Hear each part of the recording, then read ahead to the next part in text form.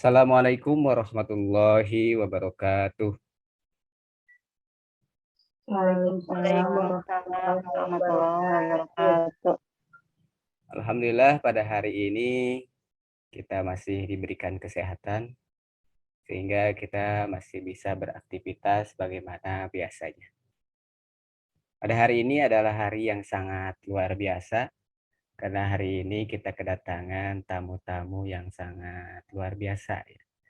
Dari para pejuang tanpa tanda jasa, yaitu dari guru-guru yang ada di wilayah Kabupaten Tasikmalaya. Yang pertama ada Ibu Siti Fatimah. Apa kabar Bu Siti? Alhamdulillah baik, Pak. Iya, terima kasih. Yang selanjutnya Ibu Yayu Sri Rahayu. Apa kabar Bu Yayu? Ya, alhamdulillah sehat, Pak. Yang selanjutnya Ibu Reni Ratnasari. Apa kabar Bu Reni?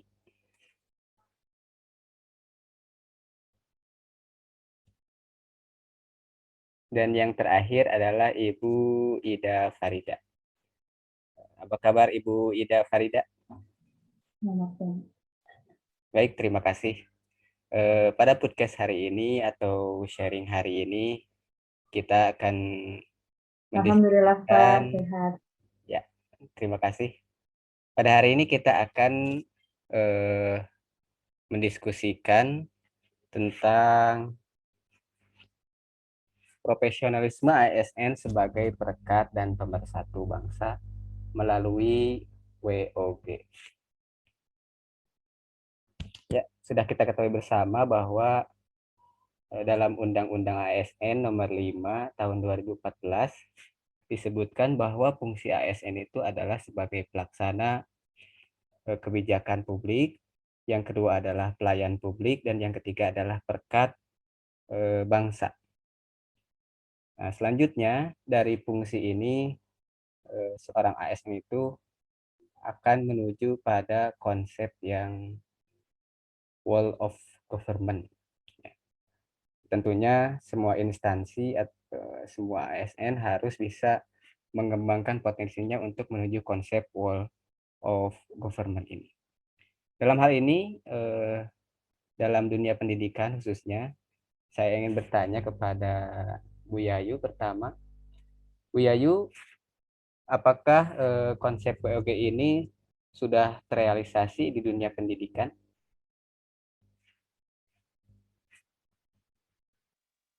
Ya,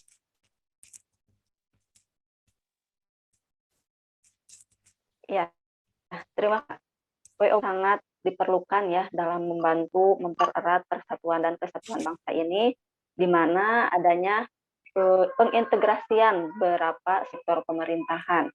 Jadi dengan adanya WOG ini diharapkan tidak ada lagi pemisahan antara sektor-sektor di dalam pemerintahan, yang tentu saja juga akan sebagai aparatur sipil negara untuk mempermudah pelayanan publik. Khususnya untuk saya yang bekerja di dunia pendidikan ya Pak ya, penerapan WOG ini salah satunya sudah ada di dunia pendidikan, yaitu melalui aplikasi Dapodik, di mana dalam aplikasi ini dikelola data pokok pendidik, mulai dari data guru, data siswa, data sekolah, dan masih banyak lagi data yang dikelola di dalam aplikasi ini.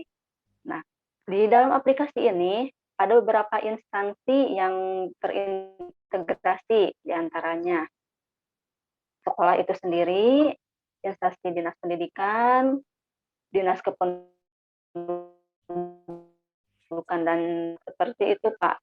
WOG yang sudah diterapkan di dalam dunia pendidikan, salah satunya seperti itu. Ya, baik, terima kasih Bu. Jadi intinya bahwa instansi pendidikan sudah menuju pada konsep WOG. Terima kasih. Selanjutnya Bu, Dapodik itu sendiri apa Bu? Ya, Dapodik itu sebuah aplikasi ya Pak ya, sebuah aplikasi yang dikelola terpusat dan berbasis web. Nah, di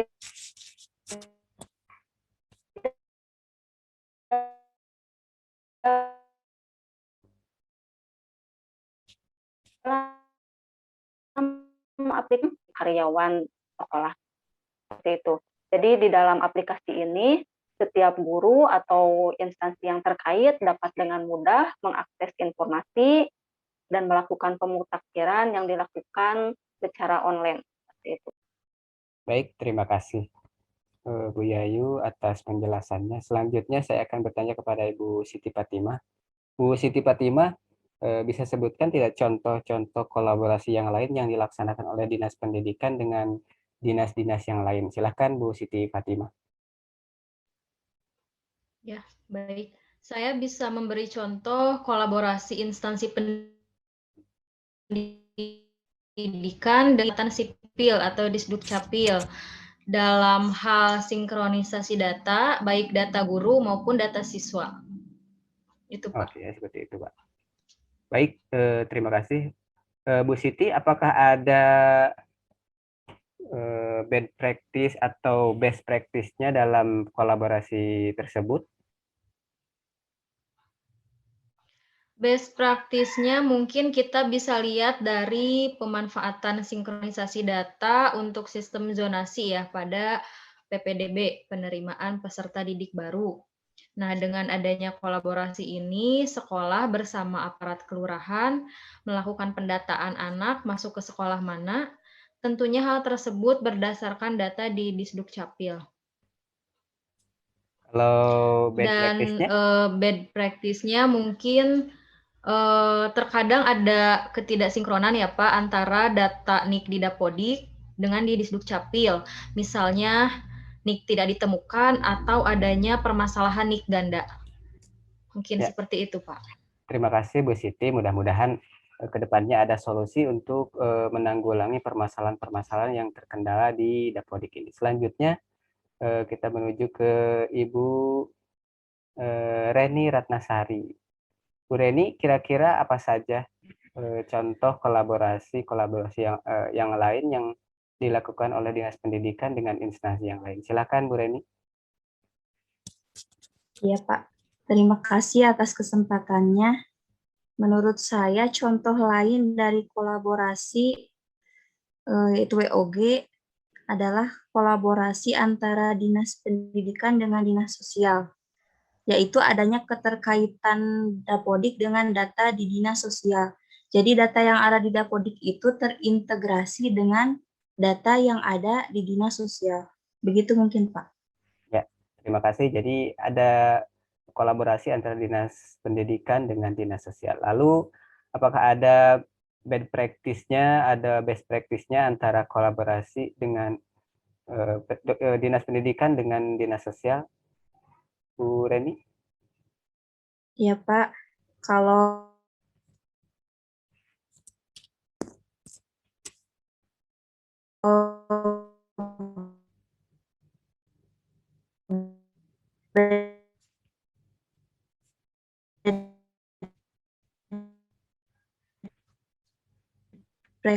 benar sasaran.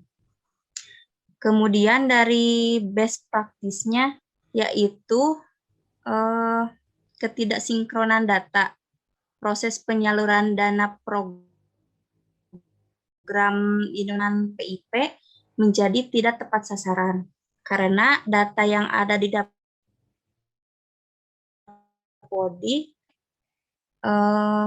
sudah terintegrasi dengan data yang ada di Dinas Sosial.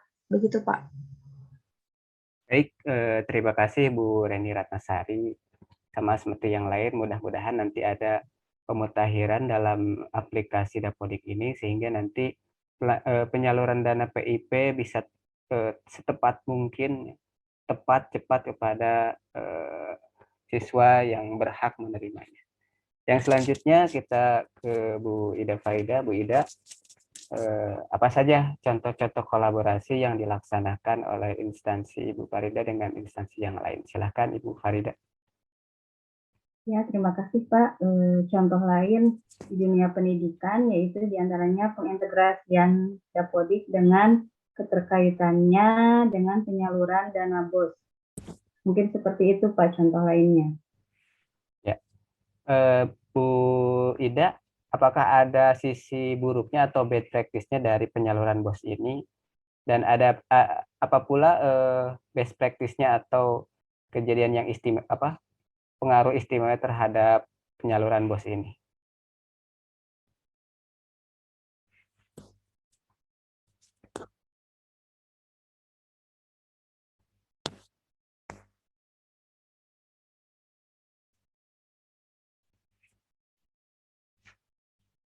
Karena pada menu sekolah, jika data tidak diisi semua, maka sekolah tidak menerima BOS. Selain itu, adanya ketidaksinkronan jumlah siswa yang terbaru, misalnya pencairan uang dana BOS masih disesuaikan dengan jumlah siswa yang lama atau yang dulu. Mungkin seperti itu, Pak.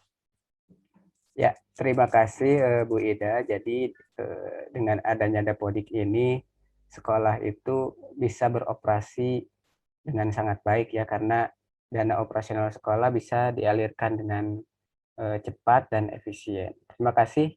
Jadi kesimpulannya untuk sharing hari ini adalah penerapan WOG antara instansi pendidikan dengan instansi yang lain dalam pelaksanaannya terdapat kemudahan dan kendalanya. Pelaksanaan WOG ini tergantung kepada kesiapan sumber daya manusia yang bertanggung jawab, yang di dalamnya ada koordinasi antara pihak-pihak yang terkait. Mungkin itu adalah kesimpulan dari sharing kita hari ini. Mudah-mudahan sharing kita ada manfaatnya ke depan.